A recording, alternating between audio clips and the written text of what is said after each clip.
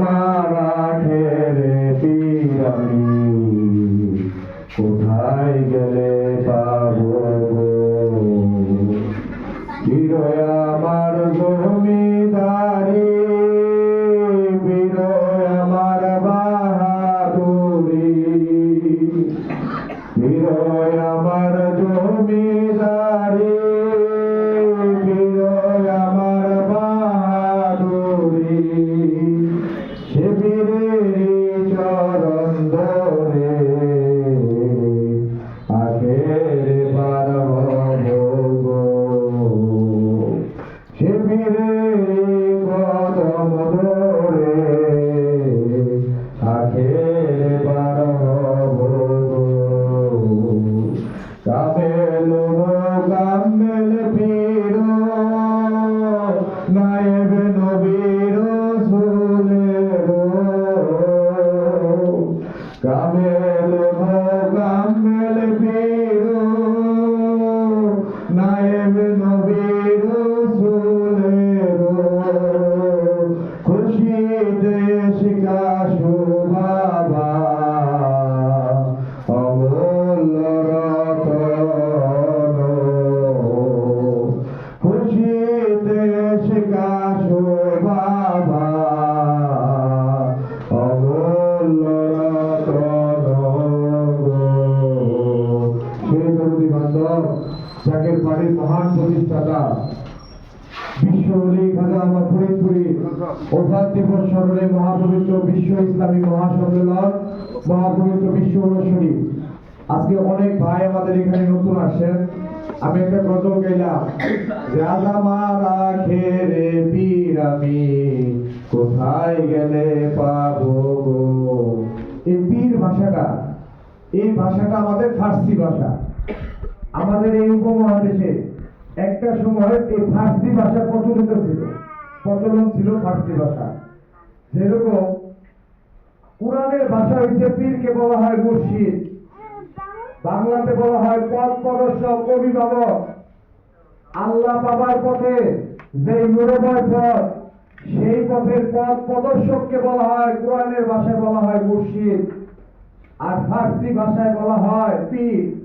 আর বাংলা ভাষায় বলা হয় পথ প্রদর্শক বা বান্ধবরূপী অভিভাবক এবং এই বেলায়েতের জামানা এই জামানাটাকে বলা হয় বেলায়েতের জামানা এই বেলায়েতের জামানার মালিক হইছে ওলি আল্লাহ সকল সেই ওলি আল্লাহ দেবিত সর্বশ্রেষ্ঠ ওলি কামেল মুর্শিদে মুকাম্মেল বিশ্ব ওলি খাজা বাবা ফরিদপুরি সেই বিশ্ব ওলি খাজা বাবা ফরিদপুরির মহাপবিত্র বিশ্ব শরীফ বিশ্ব ইসলামী সম্মেলন এই বিশ্ব ইসলামী সম্মেলন ওরস শরীফে তামাম দুনিয়ার নবী রাসূলদের ওলি আল্লাহদের আত্মার মিলন ঘটে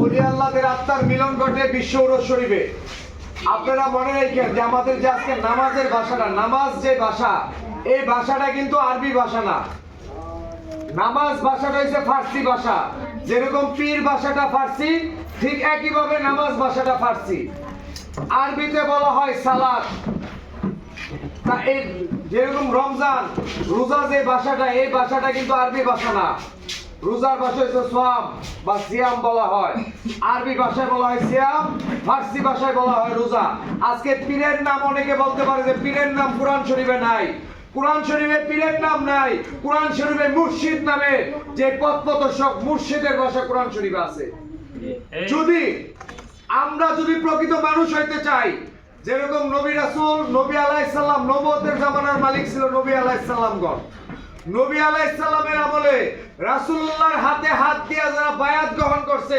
তারা কিন্তু মুসলমান হিসেবে স্বীকৃতি দান করছে আর রাসূলুল্লাহর হাতে যারা বায়াত গ্রহণ করে নাই তারা মুসলমান হইতে পারে নাই এই জামানায় আখিরি জামানায় আমরা প্রতিটা মানুষ প্রতিটা শিশু এই দুনিয়ায় জন্মগ্রহণ করে ইসলাম নিয়ে ইসলাম কিন্তু পৌত পবিত্র একটা বাচ্চা যেরকম মাসুম থাকে, নিষ্পাপ থাকে, ইসলামটা এরকম নিষ্পাপ মাসুম।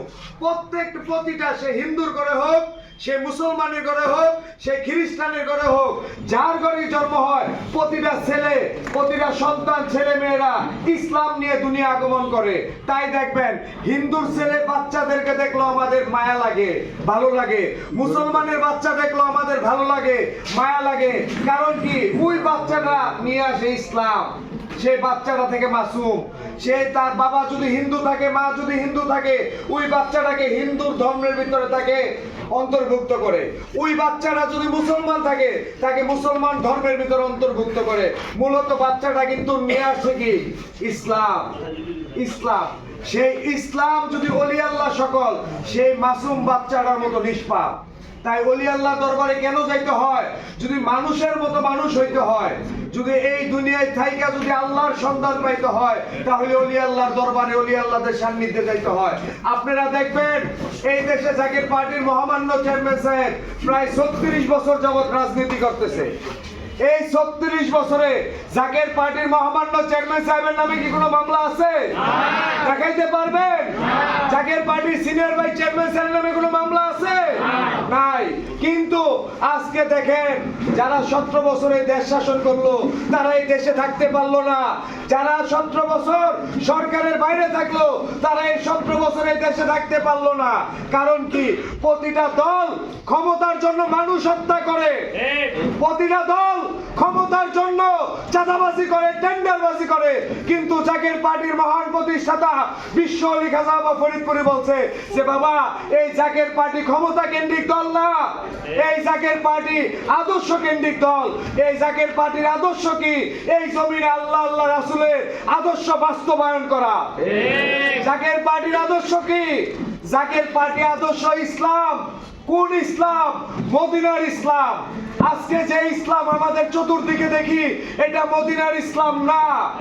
মদিনার ইসলাম শুধু নামাজ না, মদিনার ইসলাম শুধু রোজা না, মদিনার ইসলাম শুধু হজ না, মদিনার ইসলাম নামাজের পাশাপাশি মদিনার ইসলাম নিরন্নের অন্ন, বস্ত্রহীনের বস্ত্রয়, আশ্রয়হীনের আশ্রয়, দুস্থের সেবা, রোগীর চিকিৎসা, বেকারত্বের অবসান, সেই সাথে সাথে প্রতিবেশীর হক আদায় করা। তার পরবর্তীতে সেই সাথে সাথে ইসলাম নামাজ, ইসলাম রোজা, ইসলাম হজ, ইসলাম যাকাত। ইসলামের 73টা অধ্যায়। একটা অধ্যায় মানবেন, আরেকটা মানবেন না। নামাজ পড়তে যাবেন, রাস্তা পরিষ্কার করবেন না। হজ করতে যাবেন, প্রতিবেশীর হক আদায় করবেন না। আপনি ওই মসজিদে গিয়ে সেজদা দিয়ে পড়ে থাকবেন, অথচ সমাজে এসে ঘুষ সুদের ব্যবসা করবেন।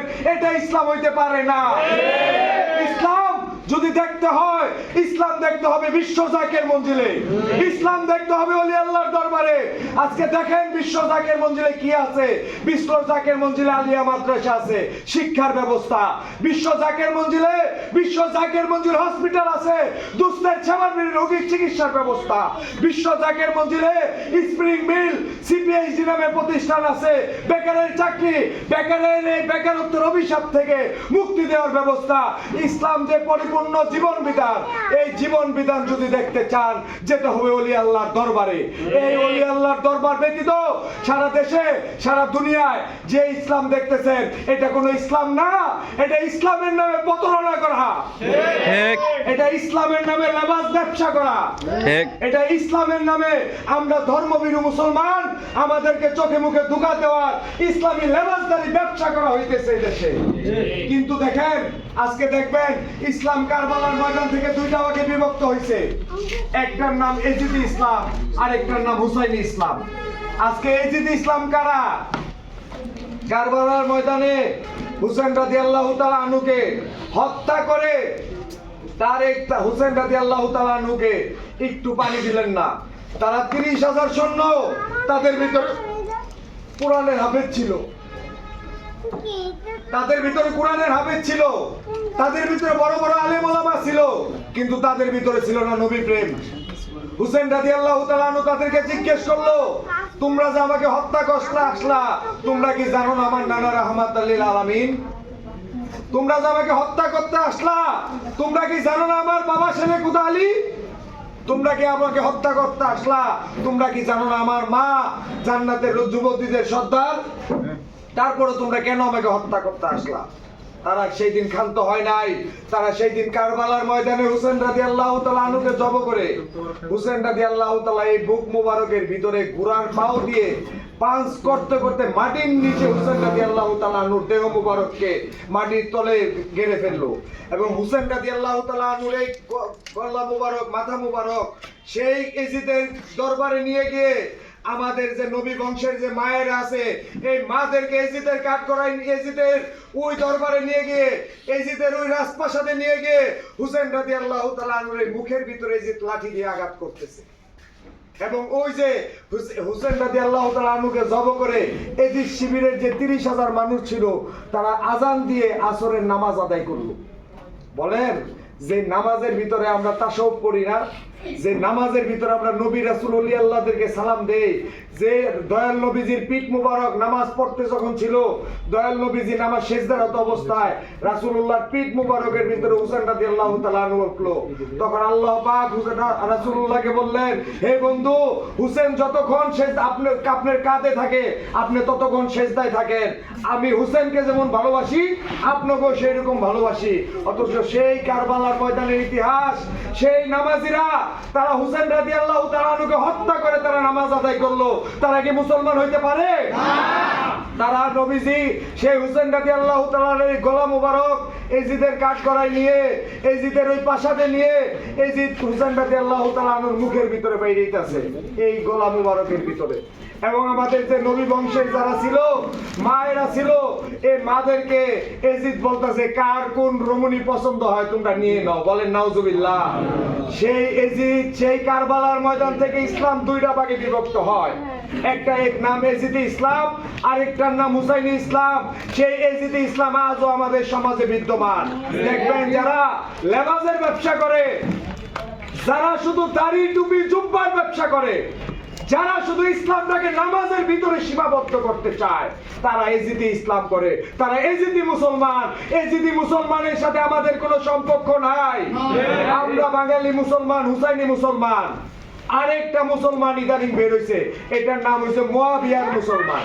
তারা মুয়াবিয়াকে সাহাবী বানানোর চেষ্টা করে। যেই মুয়াবিয়া দয়াল নবীজির আমাদের পাক পাঞ্জাতনের আলী রাদিয়াল্লাহু তাআলা আনহুকে ষড়যন্ত্র করে হত্যা করলো, যেই মুয়াবিয়া হাসান রাদিয়াল্লাহু তাআলা আনহুকে ষড়যন্ত্রের মাধ্যমে বিষ প্রয়োগ করে হত্যা করলো, সেই মুয়াবিয়াকে সাহাবী বানানোর চেষ্টা করে। বলেন নাউজুবিল্লাহ।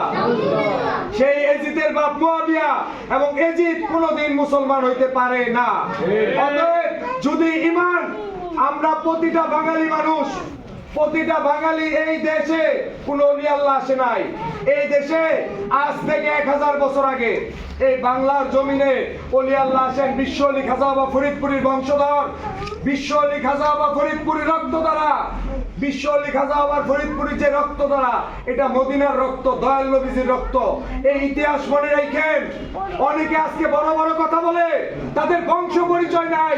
কোন সমস্ত আলেমের কথায় এই দেশের মানুষ ঈমান নষ্ট করতেছে তা আমার বুঝে আসে না। যাদের কোনো বংশের পরিচয় নেই, যাদের কোনো বাপ দাদার পরিচয় নাই, তাদের কথা আজকে মিলাদকে বেদাত বলে, তাদের কথা আজকে কবর জিয়ারতকে বেদাত বলে, তাদের কথা আজকে জানাজায় দোয়াকে বেদাত বলে, তা যাদের কোনো বংশ পরিচয় নাই। অথচ বিশ্ব আলী খাজা বা ফরিদপুরের বংশ দয়াল নবীজির রক্ত দ্বারা। আজ থেকে 1000 বছর আগে এই ভারত উপমহাদেশে যখন শতভাগ হিন্দু অধ্যুষিত এলাকা ছিল, সেই দিন দয়াল নবীজির বাতিনি নির্দেশে নেত্রকোনাতে একজন আল্লাহর ওলি আসেন, তার নাম শাহ কমরউদ্দিন রুমি রহমতুল্লাহ আলাইহি। নাম কি? শাহ কমরউদ্দিন রুমি রহমতুল্লাহ আলাইহি। তিনি এই বাংলার জমিনে আসে রাসূলুল্লাহর বাতিনি নির্দেশে। এখানে এসে আজান দেয় শাহ কমরউদ্দিন রুমি রহমতুল্লাহ আলাইহি। এখানে আজান দেওয়ার পরে 30% মানুষ এই ভারত উপমহাদেশে তিনি মুসলমান বানান। সেই বংশে 2 জন আল্লাহর ওলি জন্মগ্রহণ করেন। একজনের নাম শাহ শের গাজী রহমতুল্লাহ আলাইহি, যার নামে নামকরণ হয় শেরপুর। আরেকজনের নাম শাহ জামাল রহমতুল্লাহ আলাইহি, যার নামে নামকরণ করা হয় জামালপুর।